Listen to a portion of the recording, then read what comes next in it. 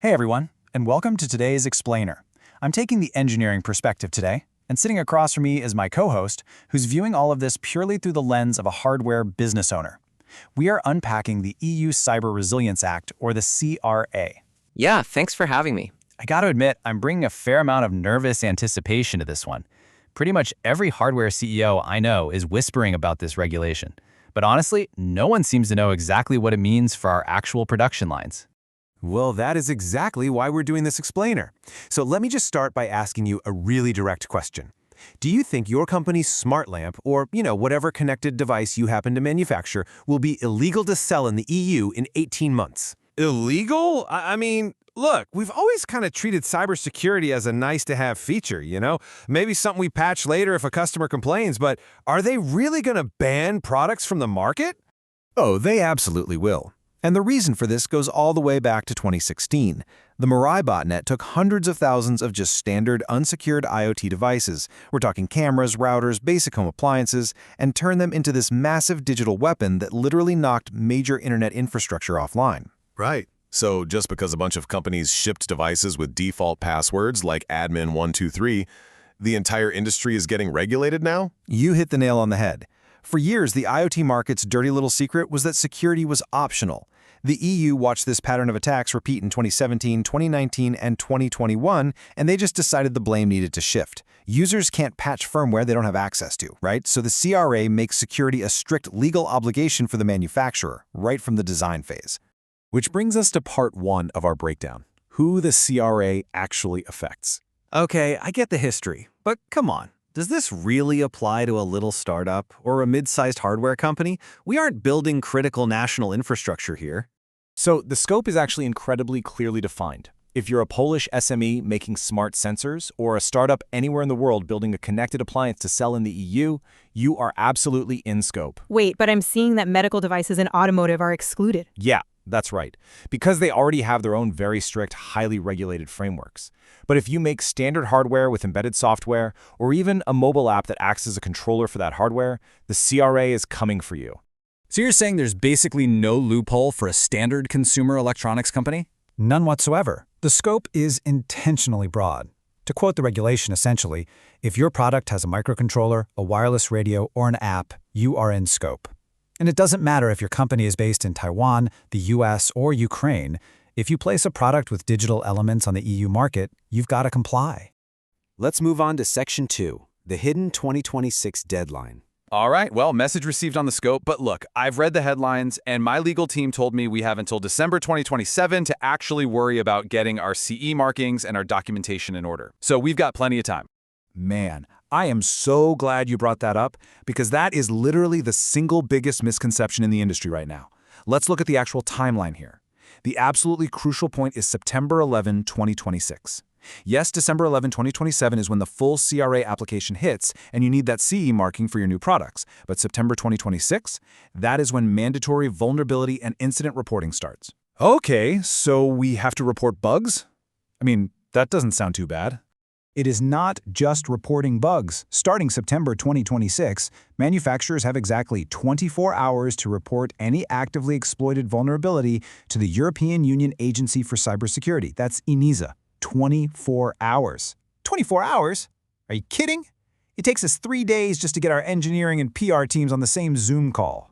It gets steeper, and honestly, this is the real trap of the CRA. Reporting obligations apply to products that are already on the market. Wait a second. Are you saying that if a hacker finds a flaw in a legacy smart device we sold, say, 3 years ago, and it's still out there in the field, we have to detect it, assess it, and report it to the EU within 24 hours, starting in September 2026? That is exactly what I am saying. That is exactly why building the internal infrastructure to handle this takes time, and you simply cannot afford to wait until 2027. All right, that brings us to Section 3, the 3 CRA product categories. Okay, well, consider me officially panicked. How do we even figure out what specific rules apply to our products? Because I would imagine a smart light bulb shouldn't have the same security requirements as, like, a banking server. You're right, and the EU actually recognizes that. Let's break down the risk categories, and this should honestly help lower your blood pressure a little bit. About 90% of the market falls into the default category. This means you only require a self-assessment.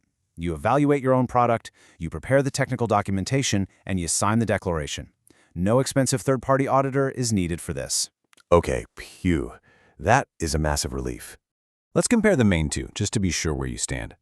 The default category covers your typical smart home appliances, standard consumer electronics, and basic sensors.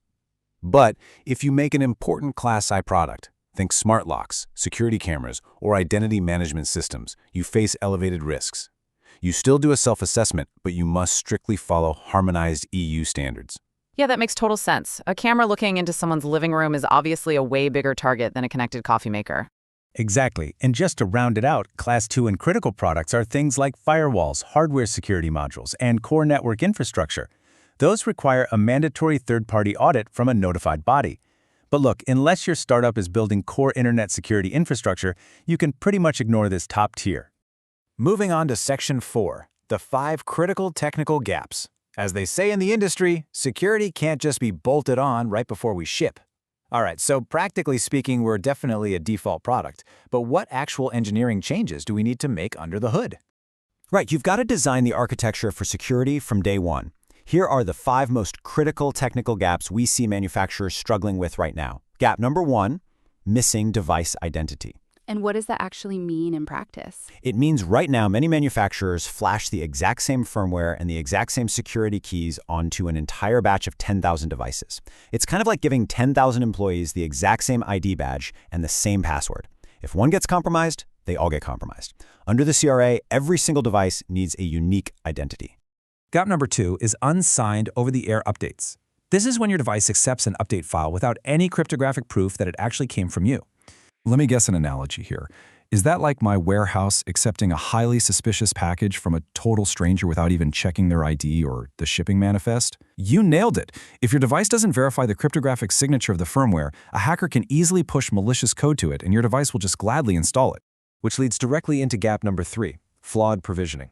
If your security parameters are baked directly into the firmware image at flash time, you can't assign those unique identities we literally just talked about. Oh man, I see the problem. To fix this, we'd have to fundamentally change how our products behave on the factory floor during manufacturing, wouldn't we? We'd have to inject unique keys into every single board as it rolls off the line. Exactly. And changing your manufacturing provisioning takes months to design, test, and validate. That's another big reason why you can't wait until 2027.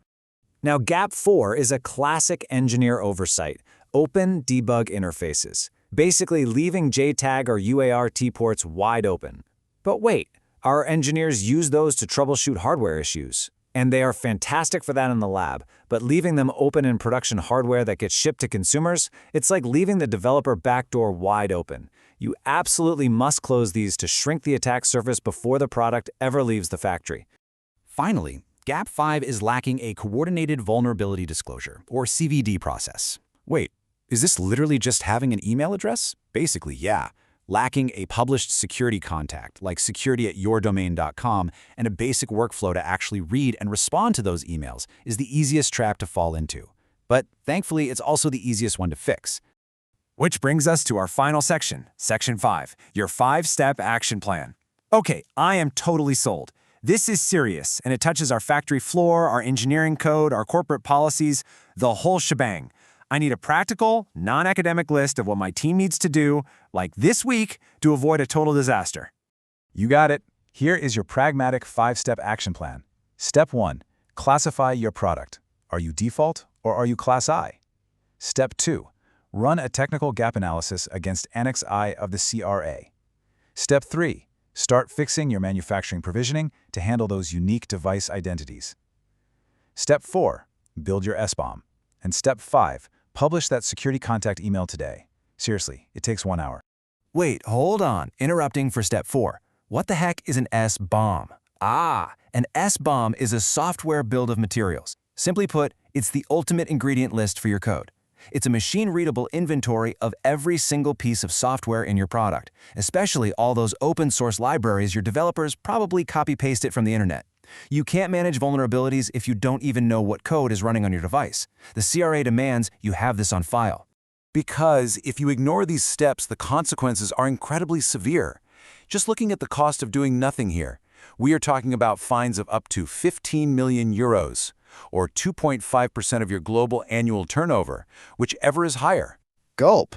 A 15 million euro fine is bad enough, but a forced market recall? Yes.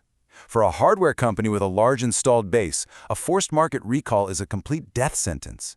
It costs infinitely more than the fine itself. Yeah, I think we need to get our architecture built immediately. This isn't something we can just figure out by reading Wikipedia. No, it really isn't. And that leads to my final provocative thought for you to take away today. Are you truly confident your current embedded architecture can survive a 24-hour vulnerability reporting window? If the answer is no, it's time to act right now. For viewers who want to assess exactly where their product stands, Plantnor Technologies specializes in helping IoT and hardware manufacturers implement exactly this kind of embedded security architecture, everything from device identity and provisioning to CRA-ready documentation. If you need hands-on engineering help to get ready for 2026, you can reach out to them at plantnor.com. Definitely time to get to work. Thanks so much for breaking this down. Thanks for joining me. See you next time on The Explainer.